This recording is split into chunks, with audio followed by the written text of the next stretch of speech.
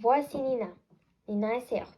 Et cet été, elle allait rendre visite à son ami qui habite en France. Près de l'appartement de son ami, il y a un parc où Nina aimait se promener. Quand elle prenait un livre avec elle, elle pouvait passer la journée dans le parc, assise sur un banc à lire avec insouciance. Un jour, alors qu'elle lisait son livre préféré, elle a réalisé qu'un magnifique garçon était assis sur le banc en face d'elle. Lui aussi était en train de lire. Elle ne pouvait pas détacher son regard de lui. Soudain, il a relevé la tête et leurs regards se sont croisés. Ils sont immédiatement tombés amoureux l'un de l'autre. La situation commençait à être agente. Et le garçon a rompu le silence et a demandé « Qu'est-ce que tu lis ?» Malheureusement, Nina ne comprenait pas le français. Le garçon, Nathan, a compris qu'elle ne parlait pas français et lui a monté le livre en faisant un geste. Nina a remarqué alors qu'ils lisaient le même livre.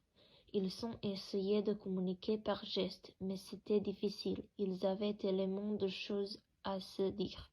Finalement, Nathan lui a demandé son numéro.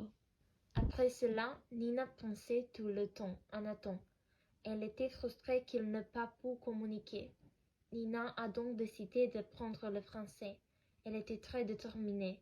Son amie l'a aidée et elles ont pensé 2 heures par jour à apprendre le français.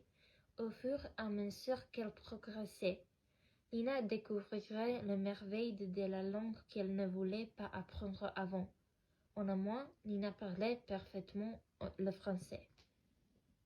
Nina a appelé Nathan pour lui dire qu'ils devraient se revoir. Ils se sont donné rendez-vous dans le parc où ils s'étaient rencontrés. C'est le soir, le ciel était d'une couleur rougeâtre et il n'y a pas de nuages.